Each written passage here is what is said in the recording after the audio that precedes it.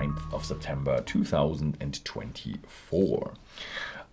We have a number of very interesting news. First off, we start with Scotland, but it has a bit of a connection to Germany. Scallywag have a new edition, and it's the Berlin edition. Scallywag blended malt from, amongst others, Macallan, Mortlach, and Rothes. I think they just do the good ones, and this will be a bit more blendy. The famous Fox Terrier is now between the Brandenburger Gate and the Fernsehturm, the radio tower, the famous radio tower, and that is very iconic. We know they do a lot of these editions, like with Alberta and Tokyo, and even for whole countries like Vietnam. It's not colored, not chill filtered, and available at Whisky.com if you live in the Netherlands or Belgium. Then we have the first single cask from the Isle of Harris Distillery. They have the Hebridean Whiskey Festival from the 9th to the 14th of September. And there are 6 distilleries on the Hebrides, and they are all celebrating that. And you can try it and buy it locally. It's a matured 2018 first fill Buffalo Trace bourbon casks, 57.5% ABV. Then we have news from Ardbeg. They're bringing back a Legend, the 70-year-old. Really a good whiskey, but unfortunately only for committee members. Stock is still pretty short produced, and it came to the market in 1997, but only lasted until 2004, and it was matured produced from unpeated and peated whiskey. And the bottling shall be as it was before. So very interesting. 40% ABV. Then we have the Maclean Foundation. And Maclean was that famous writer, and they used the foundation. They have a bit of reach, and they used the reach to actually do some charity. And we already talked about this in August 2023. And they are collecting money from distilleries, and they are now they financed 17 wells for water, and they supplied 4,800 people with water. These brothers, they actually want to do more records, and they want to collect at least £1 million and do much more of that. Then we have news from Wolfburn. They're trying something out new. They're actually halving their bottle size. They're still gonna sell the 0.7 or 0.75 like in the US, and they want to try out the 35 CL, so half a bottle, with their Northland, Aurora, Morven, Langskip, Fortune Favors, the Brave bottlings, but it's unknown where they're gonna use what. And we've seen that with other distilleries. They went down from 0.7 to 0.5, so half a liter. Was at some points it was really good.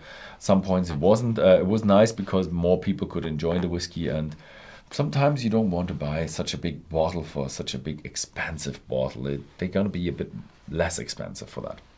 Then we have a new bottle, talking about expensive, Deanston 2002 Vintage Organic American Oak. 23-year-old bottling, recharred casks, barley, 100% organic, so it's organic certified by the Organic Food Federation, 49.7% ABV. Then we have Jura with another limited series, Jura Perspective number 1, with 16 years, and it was was created by Joe Ricketts. He is whiskey maker at Jura's, and it's a very individual packaging with geometric stuff on the packaging. The bottle itself is finished in Oloroso sherry cask, 46.5% ABV, no coloring, no chill filtration. Then we have the Dunnet Bay Distillery. They're planning to open in 2025. We've already talked to them about 2 years ago in 2022. They got their permit for building, and they were the ones at the very, very north of Scotland, by the way. They have a historic mill, and they are having that converted into the production of Stannagill whiskey. They want to open up in late summer 2025, so around the year's time now. Then we have, I think last year everybody had redesign, and now Bowmore is coming a bit late with the redesign in 2025, and they want to go into more fish lines, and they want to mirror the character of Bowmore with that. And they want to be a bit more black, like the famous Black Bowmore. They're going to come out with this design a little bit prematurely in October with 2 new series, the Bowmore Sherry Oak Collection and the Bowmore Appellation. So this is a bit of a tryout there. Then we have the new Uist Distillery, North Uist Distillery. They're coming production soon. North Uist is Outer Hebrides Island. If you go to the Isle of Skye at the very north, there's a port, and then you can travel to Harris, also Outer Hebrides, or North Uist, which is more westward, not northward. And we already had them in news 2020. And now they are, Outer Hebrides are getting really into the production, as they're posting more and more pictures and videos about their actual installation of the pot stills, their casks, and so on. So they're really getting into the production and will probably start producing soon. Next up, we have Euan Christie. He's going to become head distiller by Cabrach at the Cabrach Distillery. We talked about the distillery already in April 2024, so this year, at the beginning of this year, that they want to open this year, and they actually will start in fall 2024. And by the way, they are Moray, north of Edinburgh. And this guy, Euan Christie, is 29 years old, so fairly young, and already was distillery manager at the Cónocht Distillery. And he actually didn't study brewing and distilling, but actually sports. But he got himself more into the International Center of Brewing and Distilling and got his knowledge there. Next up is the Irish whiskey world. We have the Teeling Wonders of Wood series number 3. This time it's Swedish oak. We already had Chincampin oak, Portuguese oak, and this time the single pot still is gonna be 50% malted barley, 50% unmalted barley, and will be in virgin Swedish oak, which is a very rare white oak and much more robust. Then we have the Terroirs Distillers. They are buying Cónocht Whiskey Distillery. We already talked about that in 2021, about the release of their flagship. And the Terroirs Distillers, actually, they are known for Tullibardine, Highland Queen, Moorhead, Scotch whiskey. So they do have already more inside the whiskey industry, and also now a good new Irish whiskey distillery. Then we go over to Dingle, Cónocht on Fómhair. Okay, this is again Gaelic. It's the eighth wheel of the year series, and the Celtic fall festival equinox. That's when you celebrate that the day is as long as the night, so you just need a reason for drinking. It's triple distilled, first fill, bourbon cask, finish in rum cask, 50.5% ABV, and not colored, not chill filtered. Sorry, and that's what their eighth one is celebrating that. We go over the big pond to the United States, and Wes Henderson is planning a new distillery. It was founded 2006 with his father, Angel's Envy, which is then went to Bacardi, and now he wants to do an investment of 92.5 million. And in Edgewood, Woodford County in Kentucky, they want to build a new distillery with a distillery, visitor center, tasting rooms, restaurant, and they want to do that start in fall 2024. Then we have news from Haven Hills, Parker's Heritage Collection 2024. It's actually the 18th Parker's Heritage Collection, and this time it's going to be a 14-year-old Kentucky straight bourbon, finish in heavily toasted cognac casks, and is also planned for the international market. Talking about international markets, we have the Paul John. is actually want to double their production. So doubling means 3 million liters per year.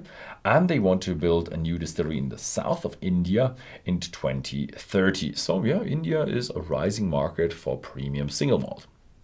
Then we go over to Japan. The Hakushu distillery actually finished. They were in renovation and they were building something new, 77 million US dollars. And Hakushu now has malting floors and a restaurant. And on the 20th of September, so I think a week's time or a bit more, they actually will open up to the public and you can then visit everything. Yeah, so that was it with the news, but I do still have a little bit of an interview with Barry MacAffer, so see you then. So this was it with the news, and now I'm having a little bit of an interview with Barry MacAffer, and we've had a little bit of a delay with that interview because I think I had you in the news in 2024 in April, and you left Laphroaig after 13 years of working with Laphroaig, and I think you worked yourself up to distillery manager.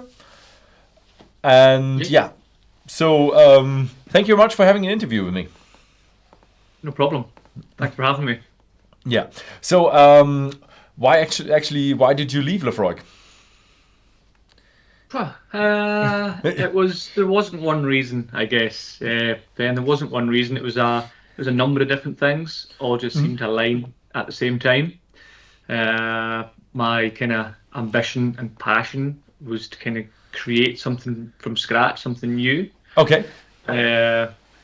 As much as I love Islay, been there my whole life, I wanted a wee change of scenery. I wanted a change of culture.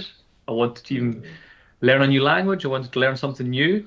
So there was kind of lots of different things, I guess, personally and professionally. The time was good.